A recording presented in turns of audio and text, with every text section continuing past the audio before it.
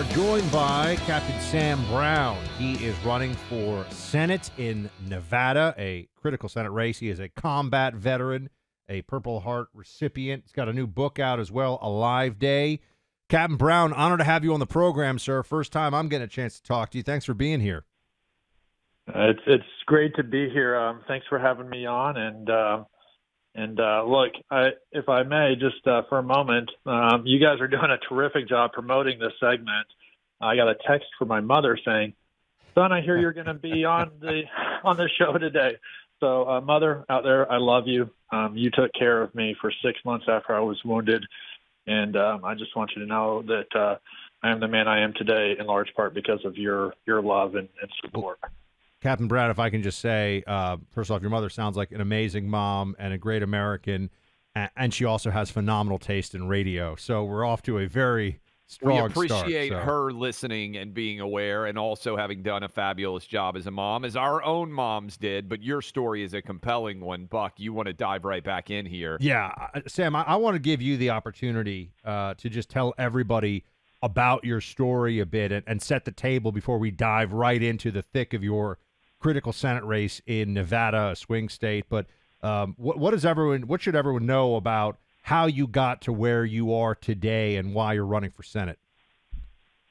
Yeah, look, I mean, it started with parents that loved this country and instilled that in me as a child. And so, look, I'm of the generation I call us, the post 9/11 generation. I was a senior in high school when our country was attacked, and I had gone through the process applying to military academies, and before the end of 2001, I got accepted to West Point and reported there in July of '02, and that kind of put me on the trajectory where I ended up, commissioning as an infantry officer, serving in Afghanistan.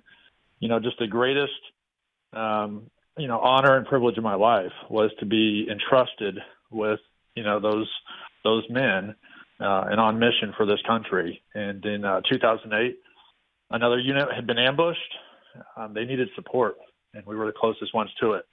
I still believe that when you've got Americans under fire or under threat, the right response is to run to the sound of the guns and go provide that support.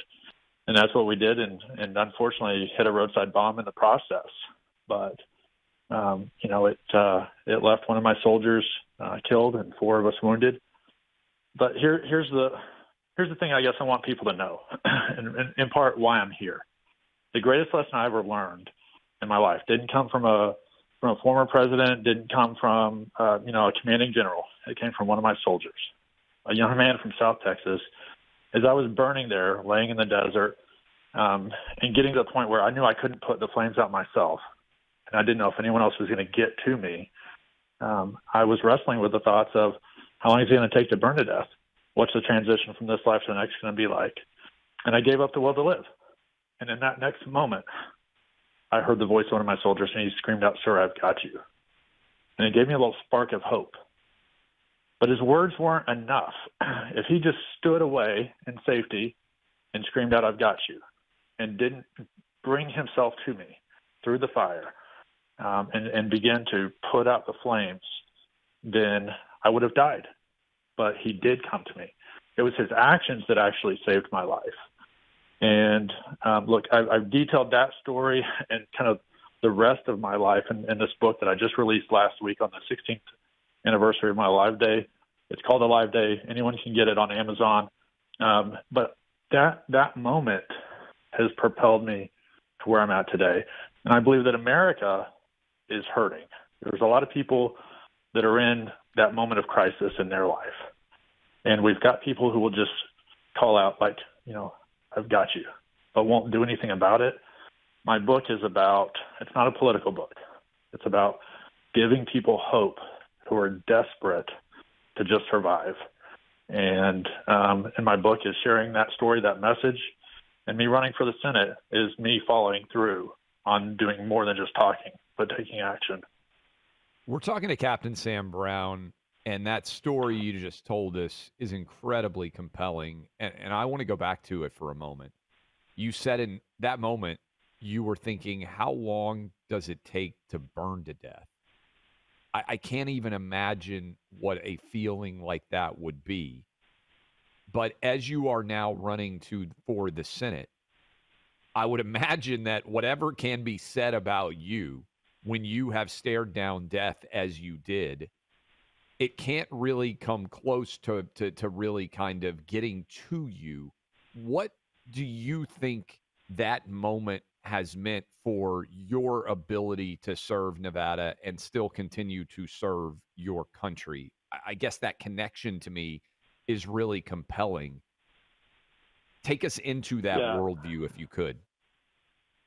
Absolutely. So when you're teetering at that moment, and I gave up the will to live because death was going to be relief from what I was in, and so to survive, this miraculous way, I've never lacked conviction that my life was spared for a reason, and so this was kind of my point of really finding faith in God, and that went from being kind of just a head knowledge, I call it, acknowledging historical facts, to becoming something that I really truly believe in my heart. But I believe that's true for everyone, that we're all here for a purpose and a reason, and that experience and the 3 years that followed. I mean, my recovery took 3 years. I was in and out of the hospital, over 30 surgeries. It was grueling. And that was just the beginning of the rest of my life. But it steeled me, it hardened me for just such a time as this. And we all have the option in life. Are we going to engage? Are we going to use the talents we have or the endurance we've built for a higher purpose? And having come through that, I never lack conviction. And if anything, the circumstances that we find ourselves in just gives me additional conviction and helps me dig in even more, and in my pursuit of trying to serve others who frankly need a champion. We're speaking to Captain Sam Brown, who is running in Nevada, telling us about his story. His book is Alive Day. Sam, you are, I mean, it's an amazing story, and this audience, in particular appreciates it. A lot of current or former military and a lot of military families listening in. You're stepping into the arena. You're in the arena right now, running against an entrenched Democrat in Nevada. It is always uphill going against a Democrat. I wanted you to tell everybody how this race is shaping up so far and what the differences are between the leadership that you would bring to the United States Senate versus your opponent, Jackie Rosen. Yeah, so most of the listeners, because they're politically attuned, are going to be familiar with the name Harry Reid. And so, Jackie Rosen her start point is Harry Reid.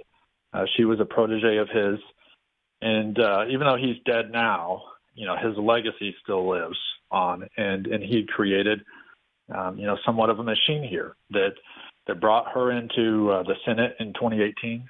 She had served one term in the House starting in 2016, but she's really been absent from the state. And as you can imagine, someone who didn't have to really work hard and create her own path to representing the people of Nevada, she's just well conditioned to follow leadership, whether it's Chuck Schumer or Joe Biden and Kamala Harris.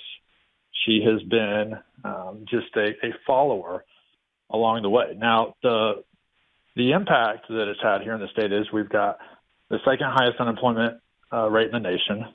We've got the second highest energy costs in the nation, and people have been really economically hurt by this. She also sits on the Homeland Security Committee, a committee in a position where she ought to be able to push back, bring accountability, provide oversight on the border crisis. And yet, when President Trump was still in office, she tried to slow roll and push back on his initiatives.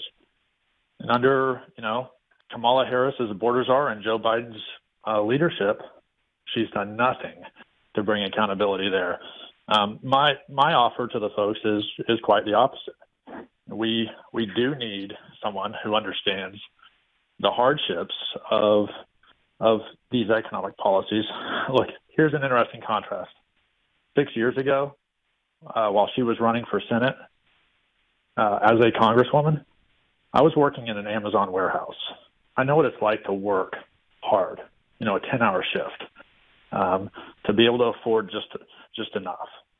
Today, I'm a successful businessman. I had started a business over these last 6 years, but things are still tight for my family, just like a lot of Nevadans.